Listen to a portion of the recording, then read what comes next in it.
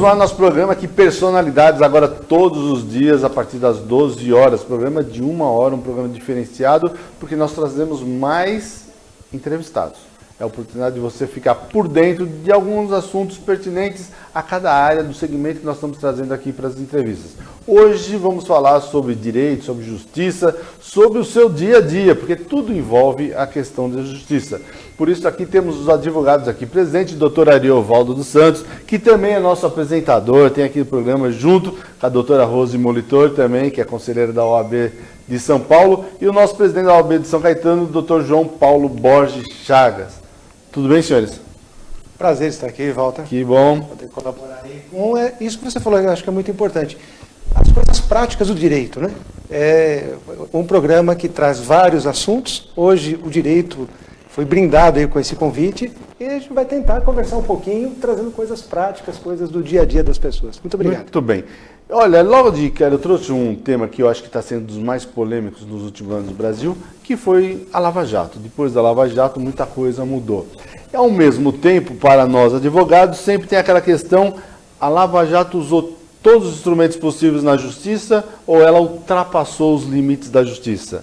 Ou ele, o Sérgio Moro, nosso hoje ministro, usa já realmente questões que é usado no mundo? Né? Você não precisa ter a prova material do que a pessoa botou a mão na cumbuca. Né? Provas levam a isso. Então, aberta a discussão. Houve um Brasil depois do Sérgio Moro na justiça? Ele fez direito ou ele fez mais ou menos direito? Qual a opinião de vocês? Posso começar? Lógico, as damas primeiro. As damas primeiro, né? Inicialmente muito feliz em participar desse seu segundo programa, né? O formato muito legal, falávamos nos bastidores. E é uma honra sempre poder colaborar e trazer um pouquinho do que é o direito, do que a gente entende sobre o direito. Bom, lei existe para ser cumprida. Né? Nós temos aí uma Constituição, um Estado Democrático de Direito, e, infelizmente, eu acho que ele, sim, ele utilizou um tanto, ele ultrapassou os limites, né, do que é conferido. Por outro lado, obviamente, que não teríamos conseguido o que foi essa mudança no país se não fosse essas tentativas, ações, né? Essas ações, né, efetivas dele. Mas eu acho, sim, que ele ultrapassou. Aproveitando, Walter, bom, boa tarde a todos. Boa tarde, Ariovaldo, conselheira Rose. Obrigado pelo convite, né, essa nova iniciativa do programa.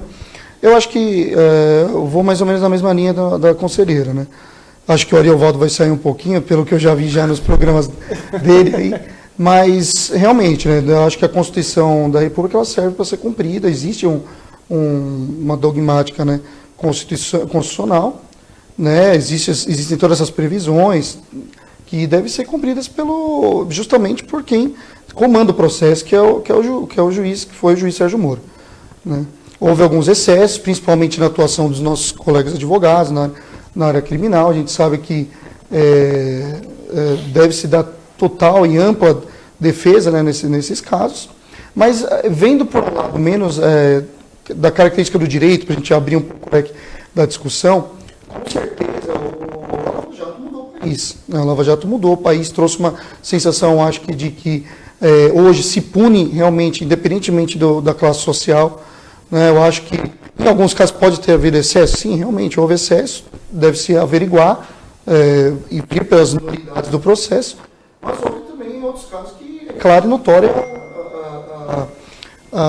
que as provas que existem, né, no processo.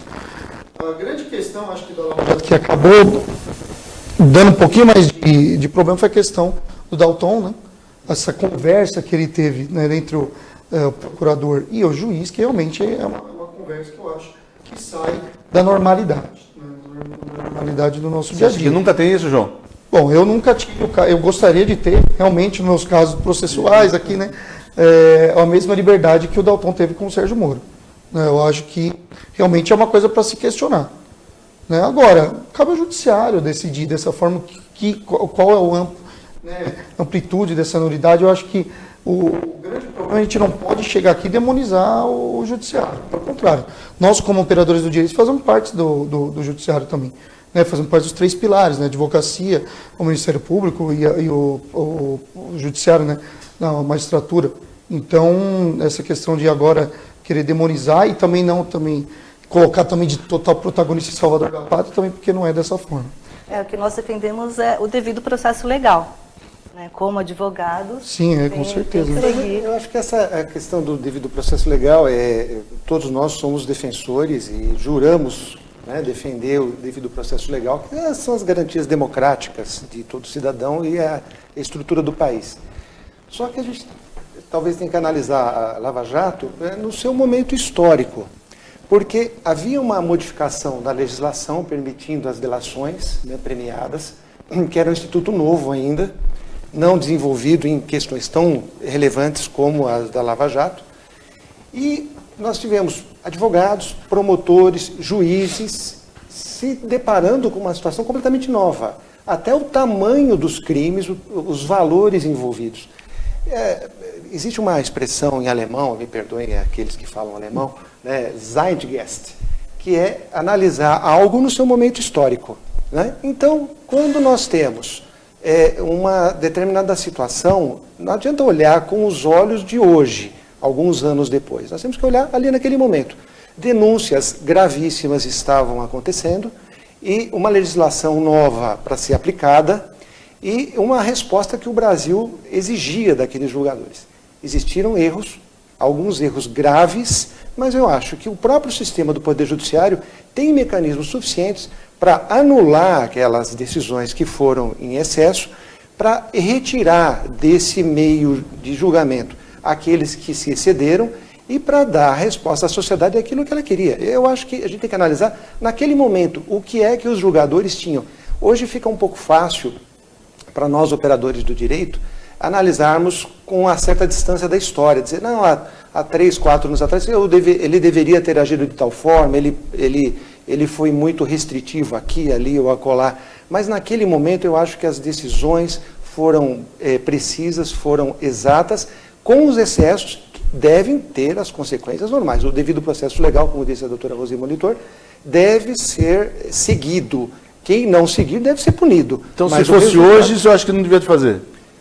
Eu acho que o resultado seria praticamente o mesmo, só que alguns caminhos, tanto do Poder Judiciário, tanto do Sérgio Moro, talvez ele agisse de forma um pouquinho diferente, até como o Ministério, né? Como as denúncias como os seriam advogados talvez distintas, seriam diferentes. Né? Exato. Eu acho que a gente só tem que tomar cuidado para não chegar naquele momento do salvador da pátria, que é muito comum aqui no Brasil.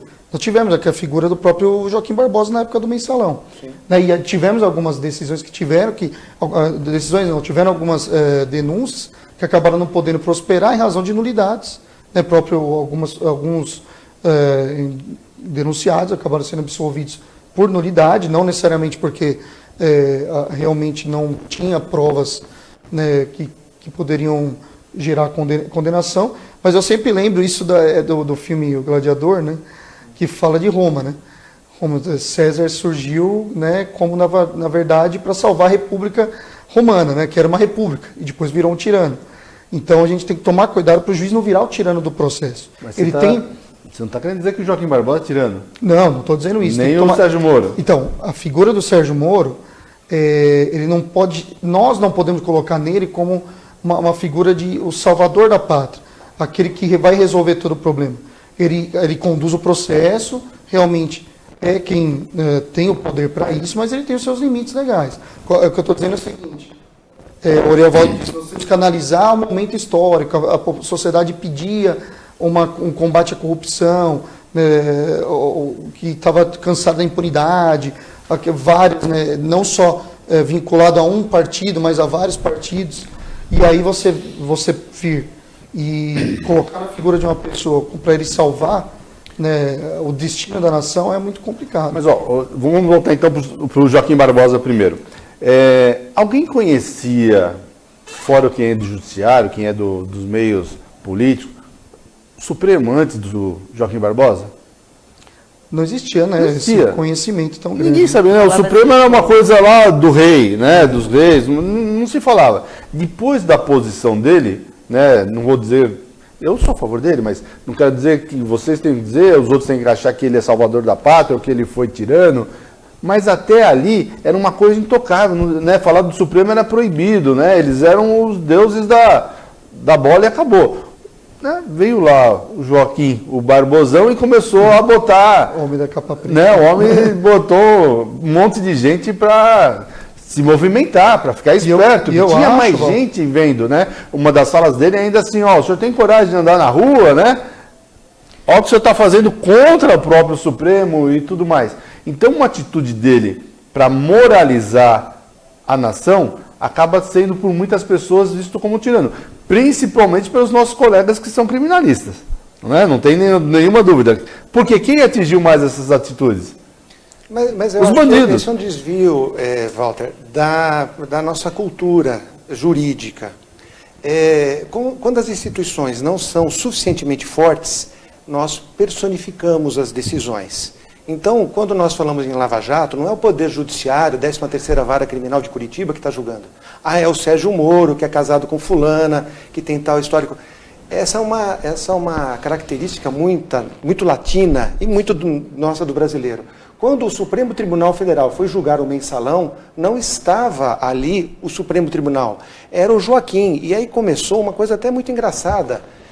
Não sei se é engraçado ou se é triste, mas começou a torcida. Não, você viu o Celso de Mello que decidiu? Não, a Carmen vai decidir de tal maneira. E aí começaram as aglutinações, como se fosse torcida de futebol. Mas, doutor, não foi só Joaquim, porque precisava do voto dos outros, ele conseguiu os votos dos outros. Sim. Então não pode falar que foi só ele. Então, mas né? é porque nós personificamos uma entidade jurídica que ela não tem que ter essa característica. O Supremo Tribunal Federal, a Suprema Corte Americana, por exemplo, não tem essa personificação. Por quê? É a Suprema Corte que decide. É um colegiado, né? É um colegiado. E aqui no Brasil nós temos essa tendência de personificar. Você é um grande jornalista, Obrigado. Você tem um jornal, uma TV, você sabe como é que funciona. Quando você vai dar uma notícia, você assiste uma notícia numa emissora americana, na ABC e tal, como é que tem lá? Olha, está aqui uma inundação, etc., choveu tantos dias, etc. e tal. É assim que se dá uma notícia nos Estados Unidos. Como é que se dá aqui uma notícia aqui no Brasil? Aqui a Dona Maria, ela teve a casa dela que entrou água, despencou. É o sensacionalismo. Você vai contar a história da Dona Maria, você vai fazer uma novela. Então, aqui no Poder Judiciário, tem essa tendência também. Isso, na minha opinião, quando se trata de questões jurídicas, é pela ainda não força das instituições. O Supremo deveria ser mais forte, o Poder Judiciário, de um modo geral, mais forte, para tirar a figura. O juiz, ele passa. Hoje é ele que está lá, amanhã ele sai. Como o próprio Sérgio Moro. O Sérgio Moro saiu saiu da 13ª Vara Criminal, foi assumir um outro posto no Poder Executivo, assumiu uma outra juíza, que depois já saiu, tem outro juiz, etc. E é assim que as coisas devem funcionar. As instituições devem funcionar independentemente do Zé, João, Joaquim que está lá, seja ele Barbosa ou não. Mas, Arivaldo, você foi perfeita nessa análise. Eu acho que nem é questão de sensacionalismo, é que a questão do latino. O latino, nós sempre procuramos essa aproximação, essa coisa, como falou, na hora de dar notícia, você fala, nossa, meu Deus, você não pensa só na questão que destruiu a cidade, você pensa, e as pessoas, o que foi isso, e não sei o que, né? Então você quer contar a história da pessoa para você tentar vivenciar qual que é o sofrimento que ela está passando. E a questão de você personificar também, pode ver a cultura argentina. É sempre a busca do herói, foi com o Perón, depois com o Menem, agora que voltou, né? Então, o latino está sempre buscando o salvador. Foi já o Lula, né? Agora o Bolsonaro. Então, você vê, o Lula e o Bolsonaro totalmente antagônicos, os dois são salvadores da pátria. Para cada um o seu momento histórico, como o Arivaldo falou. É como se fosse futebol. Sempre tem um torcendo por um lado e outro por outro. Ou a esquerda ou a direita. Eu acho que o que tem estragado muito essa matéria é isso. Não tem... É torcida, virou torcida. Ou eu sou pró-governo ou eu sou contra. Não tenho uma pessoa que é, por exemplo, neutra, consegue visualizar o que é positivo de um lado, o que é negativo do outro. Então eu acho que as pessoas deveriam se atentar mais a isso. Não é porque...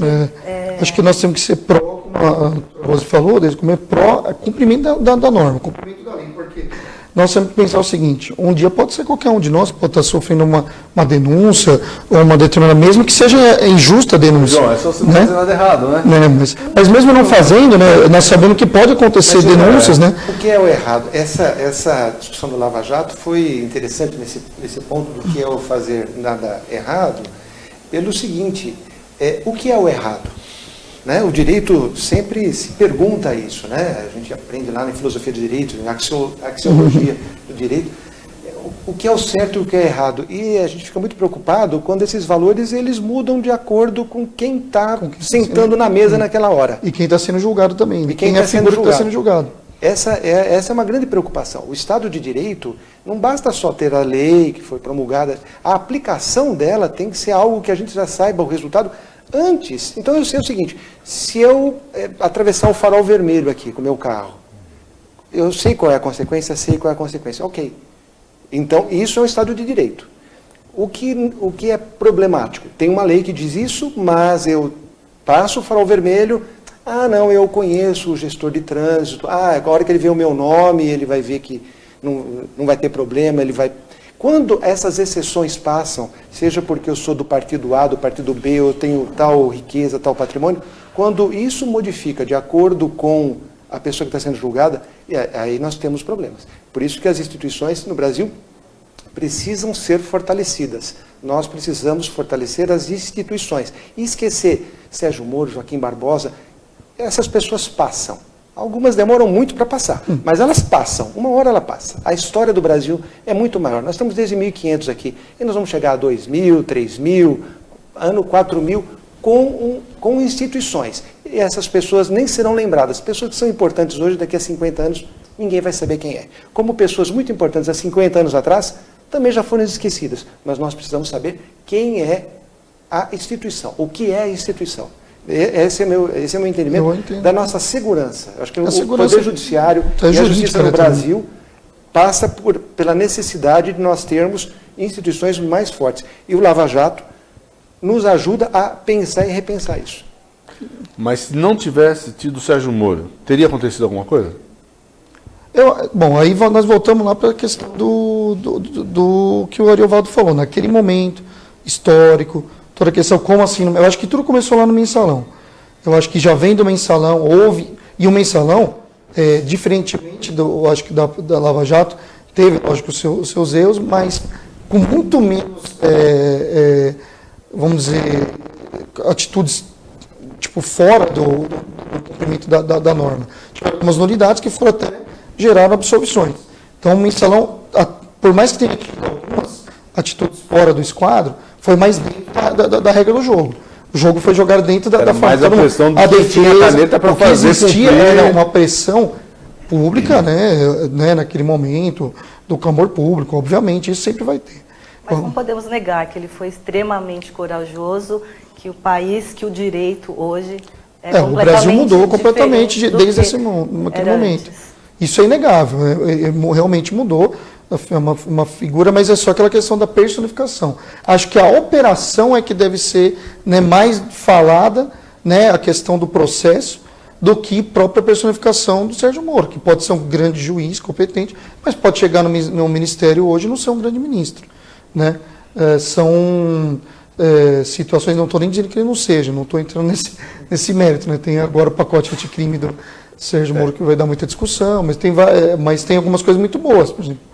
Né, que são colocados lá como juiz de garantias. Na verdade, eu acho que é uma boa proposta, que já foi derrubada, né, agora pelo ministro Fux, mas... Suspensa, né? Suspensa, mas o trabalho vai ser feito para ser derrubado. Então vamos aproveitar já que você entrou no assunto, tem como fazer isso?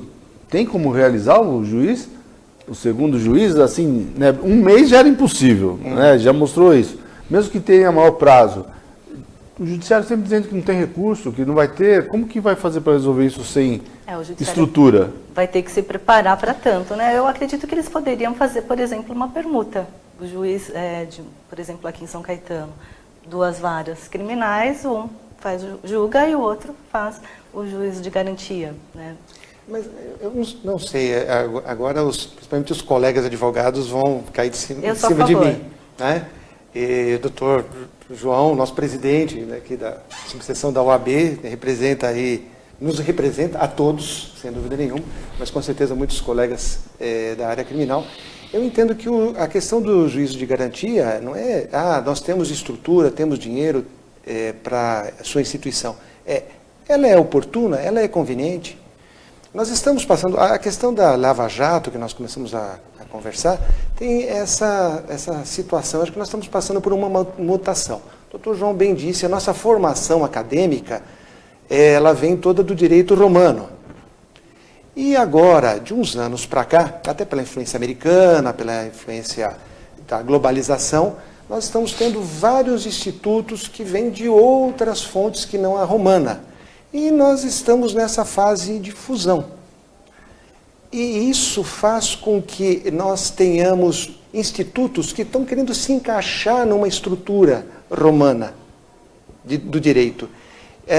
O juízo de garantia, embora tenha alguns precedentes em países de formação latina, formação jurídica romana, ela está mais para uma experiência anglo-saxônica do que efetivamente da nossa tradição.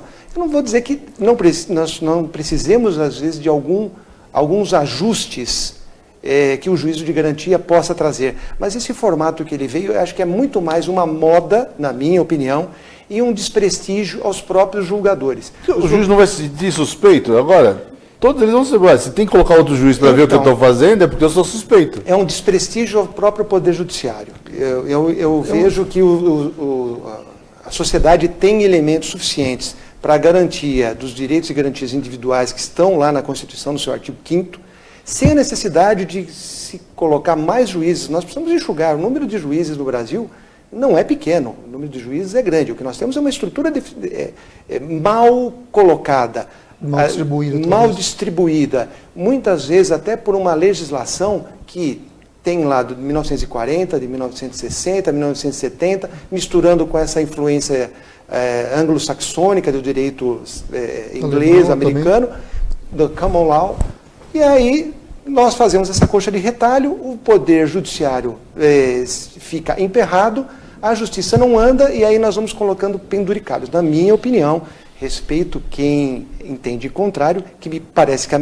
maioria, estou na minoria, mas defendo o meu ponto de vista dizendo de que é um desprestígio ao Poder Judiciário o juízo de garantia. É um valor, é um custo muito grande para um país pobre que poderia ser colocado, por exemplo, nas mediações, nas arbitragens, enfim, no juízo de conciliação que é tão carente. Algumas iniciativas têm sido realizadas pelo Conselho Nacional de Justiça. O Dr. João Paulo é um grande defensor da conciliação, da mediação, eu sei disso. Andamos de mãos dadas nesse ponto, mas faltam recursos. Ideias maravilhosas, como, por exemplo, aquela questão da constelação sistêmica familiar, que tem dado resultados maravilhosos. Não tem dinheiro, mas agora o Poder Judiciário vai ter que reservar um valor gigantesco de recursos, para quê? Para colocar o juízo de garantia, para colocar o juiz do juiz. Então, como eu disse, respeito as opiniões em contrário, mas eu penso que esse é um desprestígio ao Poder Judiciário e aos próprios juízes. Só uma coisinha, por que o senhor disse aqui o senhor é minoria? Minoria? Não, eu entendo porque a maioria dos advogados entende que o juízo de garantia deve existir. E eu entendo, as razões são fundamentos muito, muito sólidos. Não são argumentos frágeis, não. Mas eu ouso a divergir e entender que esse é um desprestígio ao Poder Judiciário e um encaminhamento de verba que poderia estar direcionada para outras questões mais prioritárias dentro da distribuição de justiça. Doutora Rose, como a OAB se portou em São Paulo nesse caso? Só um minuto. Eu entendo que não é custoso, porque esse mesmo juiz que faz o processo completo, vamos dizer assim, ele vai poder fazer da mesma forma. Mas ele disse que não tem tempo para fazer nem os dele? Tem tempo. Ele não fazia? Ele não fazia a parte inicial do processo até a audiência de instrução, julgamento e sentença? Então, mas para usar você está falando de emprestar um juiz de outra vara para fazer essa parte do juiz, né? De garantia. Mas ele sempre diz que os processos estão atrasados porque eles não têm tempo de cuidar dos processos deles. aí ele vai ser emprestado para cuidar da outra parte, vai ter menos tempo ainda. Não, não é emprestar.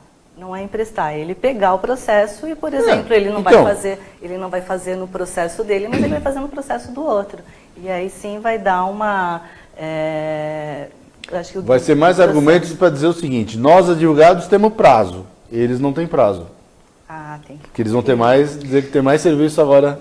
Depois de 14 anos de aumento de acervo de ações a serem julgadas, pela primeira vez o ano passado, o doutor João pode me corrigir se eu estiver errado, o número de processos a serem julgados diminuiu. Então o Poder Judiciário deu aí um avanço, diminuindo esse acervo. A cultura que o advogado disse, da conciliação, mediação e outros métodos de resolução de conflitos, também agora começa a dar mais os resultados, porque era incipiente, hoje ele começou, nós vemos na prática essa situação. Mas por causa dessa média não baixou por causa do trabalhista, não, né? Talvez até um pouco tem da reflexo, detalhe, né? da reforma trabalhista, né, desde 13 de novembro de 2017, já começa a refletir em 2019. Já deve ser algum reflexo, uma parte disso. Agora, essa situação de acervos gigantescos a serem julgados, quando os juízes são indagados, quando o Poder Judiciário é indagado, por que razão esse acervo é tão grande? Por que não diminui? E agora diminuiu, mas por que não diminui com maior velocidade diante até dos processos eletrônicos? E a grande questão é, nós não temos tempo. E aí aparece um novo encargo aos juízes, mesmo da mesma comarca, 2 juízes, como a doutora Rosita está colocando. Ele vai ter que despender algum tempo para poder trabalhar como juiz de garantias do outro juiz. Tem comarcas que não têm quantidades de juízes que seriam suficientes para isso. Então, mas vamos imaginar hipoteticamente, aqui num raciocínio, aqui, apenas para a gente fazer o raciocínio de viabilidade, digamos que todas as comarcas tenham no mínimo 2 juízes. Esses juízes estão alocados para essa capacidade de demanda judicial da sua comarca. No instante que vai aumentar o serviço, para ele servir de juiz de garantia, é um tempo que está se tirando dele. Ele vai fazer o quê? Ele vai trabalhar mais horas por dia para dar conta, ou vão ter que ser contratados novos juízes, aumentando mais o gasto do Poder Judiciário. É esse o raciocínio, doutora Rosi. Eu entendo o seu ponto de vista, respeito profundamente, mas eu vejo que não será um serviço, essa legislação não é um bom serviço para o Poder Judiciário. Mas esse mesmo juiz, ele já não tinha que julgar, por exemplo, os recursos de liberdade? Ele continuará julgando, mas o outro revisará. Vamos lá. Bem, nós estamos fazendo nosso programa hoje aqui, Personalidades, vamos dar um breve intervalo, voltamos já com mais informações para você. Não saia daí, 2 minutinhos, estamos de volta. Volta com o nosso programa Personalidades, agora horário novo para esse programa, todo dia, das 12 às 13 horas. Hoje nós temos o Judiciário, temos aqui a participação do doutor Ariovaldo Santos, doutora Rose Molitor e o doutor JB, João Paulo Borges Chagas. Olha, depois de toda a polêmica que nós debatemos aí do primeiro bloco, ainda sobrou um pouquinho a questão da posição da OAB, doutora Rose, em questão do juiz. Qual que é a sua... Qual a opinião da OAB hoje nesse sentido? A OAB São Paulo, ela é favorável, sim, ao juiz de valor. O juiz de garantia, né? Juiz de garantia. Juiz de garantia. Né? A OAB ela tem se posicionado a favor, apenas só no sentido de, talvez, uma discussão maior de como a implementação. Né? Um pouco diferente do Ariovaldo, eu penso que, na verdade, não é o desprestígio ao judiciário. Eu acho que, na verdade, assim como na lei de abuso de autoridade, quem está fazendo o trabalho é o próprio magistrado. Então, na verdade, fortalecer o judiciário e, principalmente, fortalecer a democracia e a sociedade. Eu acho que o juiz de garantia, ele fortalece a sociedade, fortalece a instituição, porque mostra que o Poder Judiciário pode realmente exercer essa função e vai estar atuando dentro dos limites dele. É um outro magistrado que vai estar fazendo essa função. Como na lei de abuso de autoridade, como eu acabei de citar, né, muitos questionaram, não, quem que vai julgar? Quem vai julgar o membro do Poder Judiciário que por acaso venha sofrer alguma denúncia, ou o próprio do Ministério Público? É um juiz, é um órgão do Poder Judiciário. Né? Então eu não vejo nenhuma, eu acho que são ganhos para a sociedade e para as instituições. Né? E da mesma forma, se o magistrado, vamos colocá-lo, age de forma correta, ele não precisa ter medo, não é? Mas olha, tem a questão principal ainda que ninguém, aqui nós estamos tratando isso juridicamente, mas tem a questão política também dessa história. Não há de se esquecer que o Sérgio Moro é muito forte, já se fala do Sérgio Moro de ser vice da próxima eleição, até podendo ser até candidato a presidente mesmo, e é uma forma também de atacá-lo, por ele ter tomado as suas decisões pessoalmente, não ter outra pessoa para revisar o que ele fez, mas é isso também que há bastante nos bastidores políticos e também da imprensa que tem colocado. Até hoje eu vi aí que começa a fritar o Sérgio Moro, pela essa questão, inclusive, de tirar um ministério dele para fazer esse ministério agora da segurança, que eu acho que era um dos compromissos do presidente da República em deixar na pasta dele a questão da segurança. E até fiquei abismado, nesses dias aqui, a maioria das notícias que nós tivemos sobre segurança é que os índices têm baixado realmente os problemas em São Paulo, principalmente de furtos e roubos. Isso é muito bom para nós, queremos sair de casa um pouquinho mais sossegado, pelo menos ter esse clima de segurança, já que a gente não tem a plenitude da segurança, mas saber que nossos entes queridos estão na rua, nossos amigos, nossos familiares, e poderão ter mais facilidade, talvez, para gastar um pouquinho, deixar um dinheiro no bolso, já dizendo que a economia está crescendo, vai chegar o ponto aqui que nós vamos ter mais sossego. Voltando à questão, nós falamos já, como falou que está sobrando dinheiro também no cheque especial, E veio essa nova norma dizendo que os bancos vão poder taxar as pessoas que deixam o seu dinheiro lá. Seu dinheiro não, o dinheiro poderia estar sendo usado e não está sendo usado. Até um detalhe, eu tive com um amigo na Europa no final do ano passado, e quando ele falou que queria deixar um dinheiro no banco, o banco falou assim: quanto o senhor pretende pagar? A diferença, ainda de questão de cultura, porque dinheiro parado é dinheiro que está sendo prejudicado. Então, e lá na Europa já tem essa ideia. Para você deixar seu dinheiro no banco, você tem que pagar por ele. Ou você deixa em casa no colchão. Porque dinheiro tem que ser movimentado, tem que ser fazer capital, tem que criar recursos, criar empregos, mais impostos e tudo mais. Então vem essa decisão agora aqui para o Brasil. A OAB já está tranquila, está dizendo aí que a maioria dos bancos, inclusive, não vão cobrar. Eu mesmo já recebi do Banco do Brasil que não vão cobrar. Então já vejo com o seu gerente também. Não, tem posição? Muito pelo contrário. A OAB ela ingressou com uma ação para que seja excluído, para que não seja cobrado. De fato, alguns bancos... Qual argumento, doutor? Já é tão taxado, Verdade. Os juros já são enormes, porque uma cobrança de algo que você não vai utilizar. Tudo bem, está à disposição? Está à disposição, mas você não vai utilizar. Eu acho que também a posição dos bancos de mandarem as cartinhas informando que não vão cobrar, por quê? Se eu tenho cheque especial, pago já uma taxa razoável. Tendo a consciência de que vai ser cobrado esse valor a mais, o que eu vou fazer? Vou retirar. Então muda o pacote, não quero cheque especial. E vinha até ao contrário de alguns bancos que estão até dando 5 dias, uma semana, 15 dias sem juros para você usar. Eu lembro até, o Itaú. Eu lembro, acho que naquela época do Excel Econômico, lembro, acho que até foi quando ele patrocinou aquele time que a gente não gosta de falar muito o nome, patrocinou o Corinthians, tinha 12 dias de cheque especial e o Túlio foi contratado. Eles colocaram a camisa do Túlio, camisa 12. Então foi também um mercado que os bancos também exploraram muito, questão de dar dias de cheque especial, colocado. E aí, como a conselheira falou, acho que vai assim, os bancos aqui no Brasil, eles têm uma força muito grande, Acho que tem muitas legislações favoráveis às entidades bancárias, E isso é histórico aqui no Brasil. Então, acho que acerta a OAB em ingressar com uma ação, pelo menos questionando essa taxação, Embora... E também vai contra o Código de Defesa do Consumidor. Sim. Embora nós saibamos que a gente estuda lá, isso em direito das coisas, direitos reais, Que um dos princípios básicos da autonomia da vontade, fica discutindo, propriedade, é o quê? Circulação de riquezas.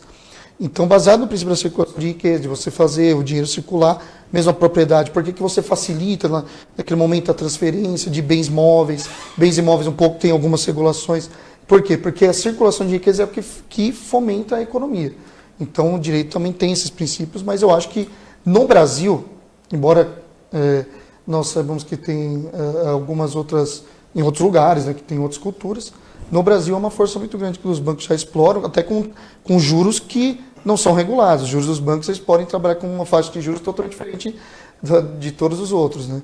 Então, acho que é acertada a atuação da OAB, vamos ver o que vai acontecer. Né? Além disso, tem uma questão, eu acho que econômica, mais do que jurídica, é a seguinte situação. A circulação, ela se faz principalmente pelos incentivos. Então, uma pessoa, para colocar o dinheiro em circulação, ela tem que estar motivada a fazer isso. Não adianta taxar apenas o dinheiro parado para fazer ele circular. Tem que colocar um atrativo para que ele se sinta motivado a tirar daquele lugar que está parado e colocar para circular dentro da riqueza do país. O Banco Central tem vários mecanismos, muito fáceis, sem afetar o consumidor, que é a parte mais frágil dessa relação. Os próprios bancos, há alguns anos atrás, por exemplo, tiveram na legislação a obrigação de vender seus ativos imóveis. Seus imóveis eles tiveram que vender.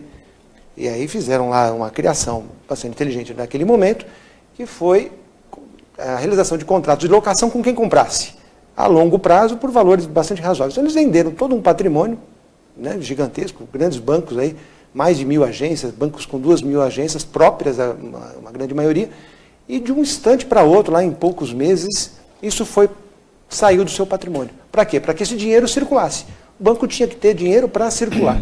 Então, mecanismos como esse que foram utilizados pelo Banco Central lá atrás, podem ser utilizados hoje. Por que a pessoa deixa o dinheiro no banco ou por que a pessoa investe? Pelo interesse. Esse interesse vai ser motivado pelo quê? Por um produto que seja colocado à disposição do consumidor. Não adianta taxar, essa é a pior coisa. E vai acontecer o que a doutora Rose Molitor acabou de explicar.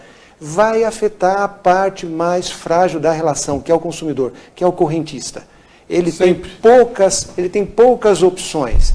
Se ele não tiver no banco para fazer investimento, ele vai fazer o quê? Vai para a Bolsa de Valores? É uma tendência. O ano passado, nós tivemos o dobro de pessoas investindo na Bolsa de Valores. Nós tivemos um volume de capital interno na Bolsa de Valores muito grande, mas ainda é muito pequeno perto daqueles valores que estão aplicados nos bancos. Não faz parte da cultura do brasileiro ainda a investir em outras áreas que não aplicar na caderneta de poupança, no seu CDB e tal.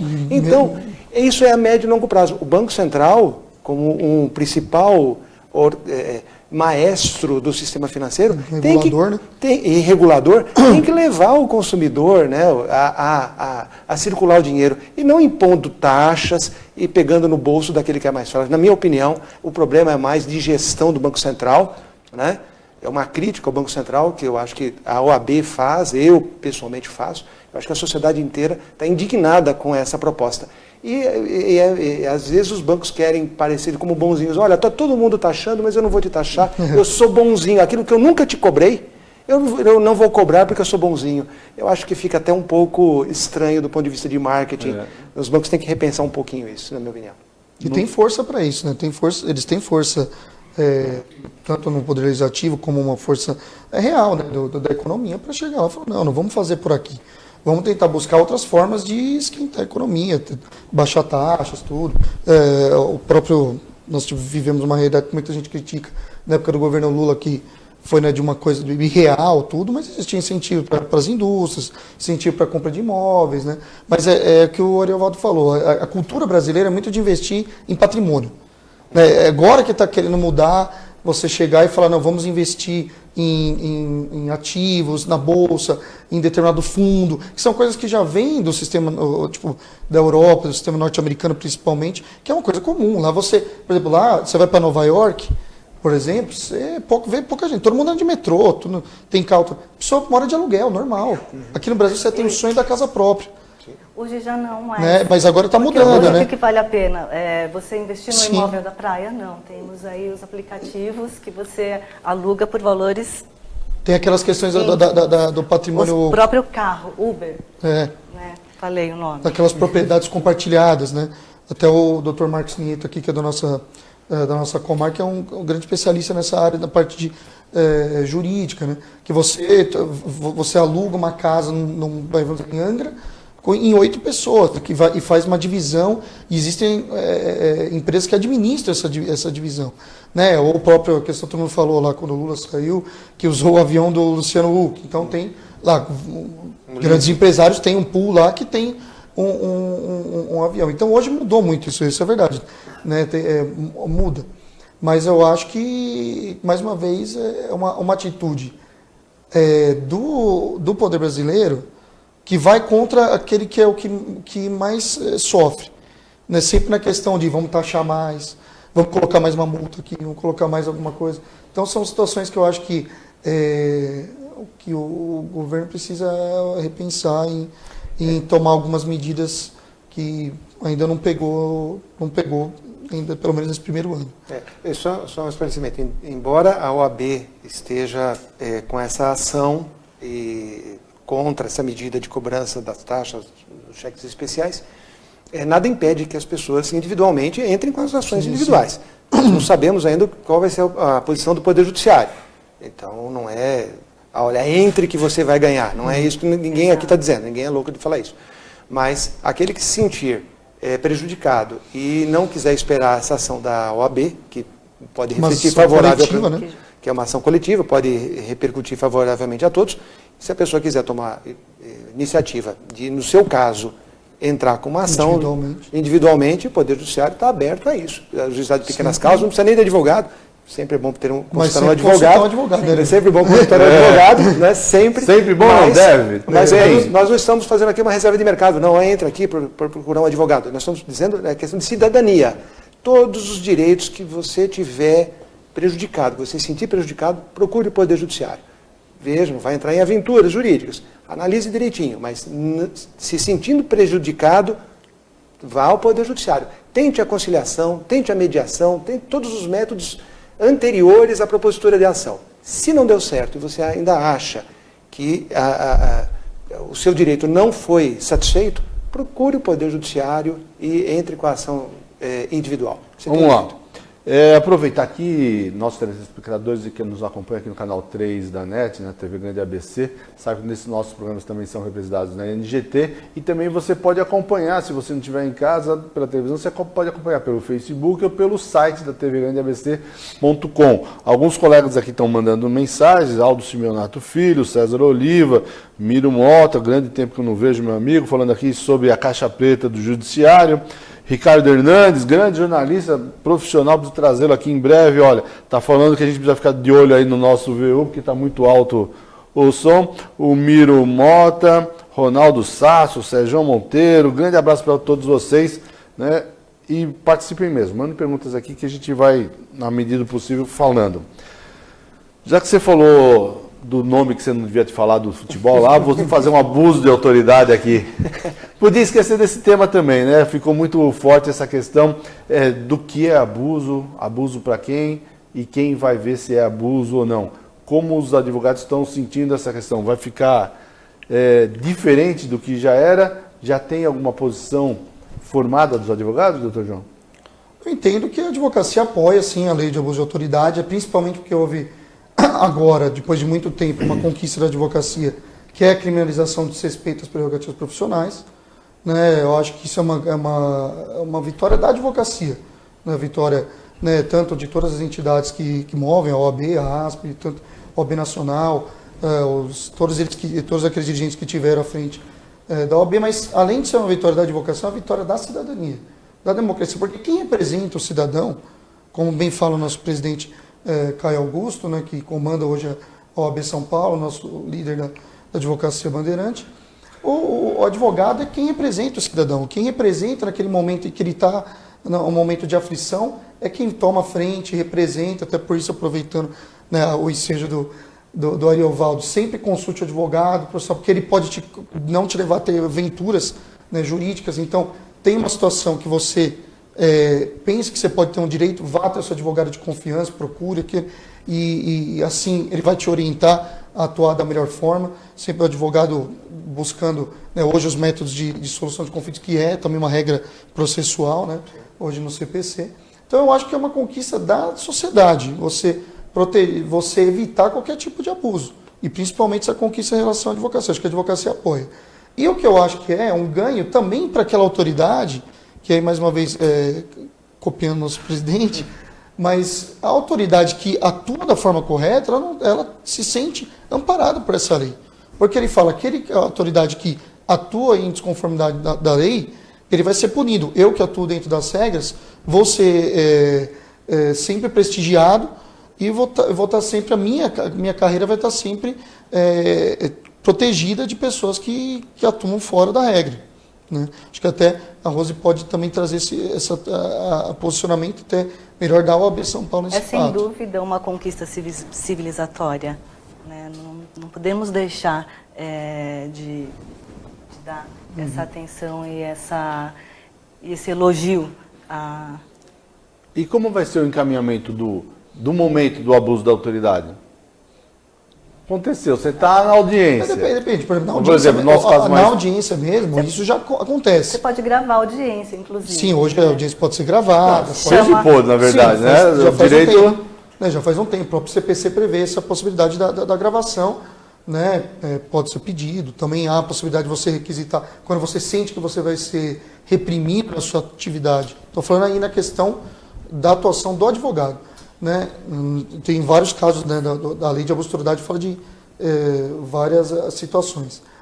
Né? Mas no caso do advogado, ele pode pedir também a presença da comissão de prerrogativas, que pode estar lá como testemunha da situação. Mas o advogado, ele próprio mesmo, pode dar voz de prisão para a autoridade, seja ela do Ministério Público, seja ela autoridade policial, para a autoridade judiciária, que atue contra as prerrogativas profissionais ou que atue de uma forma de desrespeito ao advogado na sua atuação.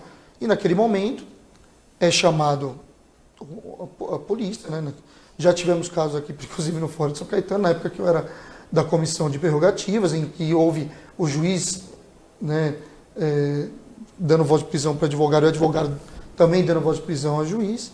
Aí sempre, levando, como o Maria Valdo falou, tentando aquela mediação. Porque às vezes há também excessos de todas as partes. Eu acho que nós temos que entender que... E acabou em pizza? Tá ligado? Na verdade, foi retiradas as vozes de prisão, depois foram retiradas dos dois. Né? Mas já há casos assim que é levado para a delegacia.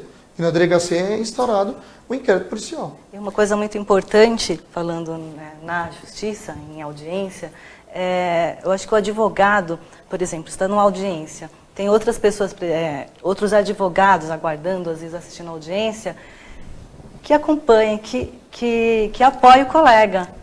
Porque muitas vezes você está ali, poxa, o que está acontecendo? Né? Eu estou sendo aviltado, estou sendo... Então, o colega que está assistindo, que muitas vezes está mais calmo, mais ponderado, ele sirva como testemunha e como ajuda, porque nem sempre é imediata a chegada de prerrogativa. Sim, é que parece que é uma coisa de filme, né? Porque você imaginou a cena, né? O juiz deu voz de prisão, o advogado deu voz de prisão, aí chama a polícia Quem mediou dessa vez foi o promotor, né? O promotor que normalmente é quem entra e quer fazer a denúncia criminal, foi o promotor que estava lá, não, pelo amor de Deus, gente, vamos lá, não, calma, não é por aí. Mas, deu sorte, normalmente o promotor vai capaz de colocar mais lenha na fogueira ainda.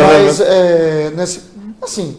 nós temos que evitar os excessos. Não podemos achar que a prerrogativa é chegar lá e desrespeitar a autoridade. Pelo contrário, sem dúvida, urbanidade sempre. Nós estamos todos no mesmo patamar. E só para concluir, nesse caso que a doutora Rose falou, é perfeito. O próprio advogado da outra parte está vendo seu colega sendo desrespeitado e tem a prerrogativa profissional desrespeitada, pensa, no outro dia pode ser você. Então, falo, não, doutor, faça constar em ata, faça constar na ata de audiência, né? Me coloque à disposição, porque você não vai estar atuando contra o seu cliente. Pelo contrário, naquele momento, se num outro momento você tiver com o seu cliente, você for desrespeitado pela autoridade, você que vai estar tendo esse prejuízo. Lembrando que a lei de abuso de autoridade não é em defesa do advogado, é em defesa de qualquer pessoa que esteja sofrendo um abuso. Eu acho que um dos pontos principais dessa lei foi que com a sua divulgação acabou restringindo algumas atitudes que eram normais em alguns magistrados, em alguns delegados de polícia, em algumas autoridades que podem ser sujeitos ativos desse crime. né, e dessa questão do abuso, porque no instante em que há uma previsão legal de que determinados atos possam configurar abuso, já faz com que aquela pessoa que antes fazia já pense duas vezes.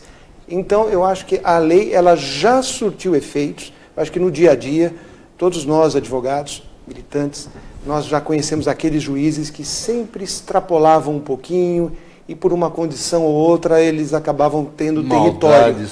Né? Eu acho que um ou outro a gente conhece, né? E aí, com a questão da lei de abuso de autoridade, essas autoridades começaram a refletir um pouquinho melhor. Eu acho que ainda nós estamos no início da aplicação dessa lei. Eu acho que todos nós temos que aprender. Esse relato que o Dr. João Paulo colocou é um relato muito interessante, que é aquele do seguinte, às vezes, em determinado momento, as pessoas se inflam, não, eu tenho direito, eu vou fazer e tal. E nós temos, nem sei se está na legislação ainda, tem uma palavra, eu só vi uma vez numa legislação, que é lhanheza, não sei se os colegas lembram. Lhanheza, né? Aquela arte de nos tratarmos bem, com educação, com civilidade e tal. Eu acho que isso pode ser acrescentado em qualquer relacionamento. E naqueles relacionamentos jurídicos, de audiência, ou de um auto de prisão em flagrante numa delegacia, ou em qualquer situação em que o Estado, seja representado de qual forma, esteja presente, eu acho que todos os envolvidos, o promotor, o promotor, o juiz, o delegado, o advogado, todos têm que se portar com a lhanheza. Depois eu vou olhar no dicionário, ver direitinho o que significa, mas fica aí para você também que está assistindo esse programa, para verificar o que é isso. Falta um pouquinho nos relacionamentos. A autoridade não precisa ser autoritária. Os relacionamentos são comuns, não há hierarquia entre juízes, advogados, promotores, delegados de polícia. Todos nós estamos pela mesma causa, que é a distribuição de justiça. Cada um cumprindo o seu papel. Muito bem. Pegando o gancho da falta de lhaneza, inclusive entre nós, advogados, se houver essa falta de lhaneza, ou seja, na petição, ou seja, na audiência, é motivo de representação na ética. Muito bem. Estamos chegando no final do nosso programa, temos que encerrar, pedir para vocês fazerem considerações finais e agradecer a presença de vocês. Esse é um papel importante aqui da TV Grande ABC, essa TV que é uma TV comunitária aqui de São Caetano, que presta esse serviço para a comunidade gratuitamente. As pessoas que usam esse espaço aqui não gastam um centavo para fazer esses programas aqui, para levar informação para a sua casa. Porque esse é o nosso papel aqui, de informar vocês e trazer o melhor serviço possível. E, logicamente, sair na defesa também dos nossos leitores, dos nossos telespectadores, dos munícipes aqui da cidade de São Caetano. Doutor. Eu só tenho a agradecer esse convite, uma honra estar aqui do lado do João Paulo, nosso presidente, doutora Rosi, nossa conselheira, e minha colega de bancada no programa Direito em Foco, em que nós temos esse objetivo de difundir o direito, de fazer com que ele seja mais acessível a todos. Muito obrigado e parabéns pela iniciativa, Walter. Eu também. Doutora? Agradecer o convite, Walter, dizer que esse perfil de programa é muito bom. Aliás, a gente poderia trazer para o nosso também, né? Uma boa ideia. Debate entre advogados, entre juiz, advogado, promotor, delegado, enfim. E convidá-los a assistir o nosso programa, que ocorre todas as segundas-feiras, às 19h30, hora comigo, hora com o doutor Ariovaldo, hora com o doutor Ulisses. E deixar um abraço a todos. Obrigada, Walter. Muito bem. Meu presidente, apesar de você ter feito hoje um crime capital aqui, né? Falou uma palavra que era proibida aqui, né? Você não teve nenhuma lanheza. Mas faz parte do jogo, né? Mas sempre democrático, tive que falar a palavra, né? Mas primeiro cumprimentar meus amigos aqui, conselheira doutora Rose, doutora Ariovaldo, também de longa data, uma honra ter dividido com vocês aqui. Obrigado, Walter, pelo convite, parabéns pelo programa, acho que é um formato muito bom, porque traz pluralidade de ideias. E queria passar, aproveitando que o Dr. Aldo estava nos dando a audiência, para passar 2 recados para a advocacia. Primeiro, nós estamos com turmas abertas na UAB de São Caetano para pós-graduação em Direito Previdenciário, já com as autorizações da reforma previdenciária, que vai ser coordenada pela doutora Adriane Bramante, que é a presidente do IBDP, eu tenho se manifestado na questão dos militares, né, na questão da Previdência, e também alertar a todos, né, que desde ontem estão abertas as inscrições para o convênio da OAB com a Defensoria Pública do Estado, para os advogados que quiserem, né, atuar nesse convênio. Então fica o convite a todos e sempre a OAB de portas abertas para a advocacia em geral, não só de São Caetano, como todo o estado, e também para toda a sociedade de São Caetano. Muito bem, obrigado para vocês que nos acompanharam e fiquem aqui na nossa programação da TV Grande ABC e da NGT. Até mais!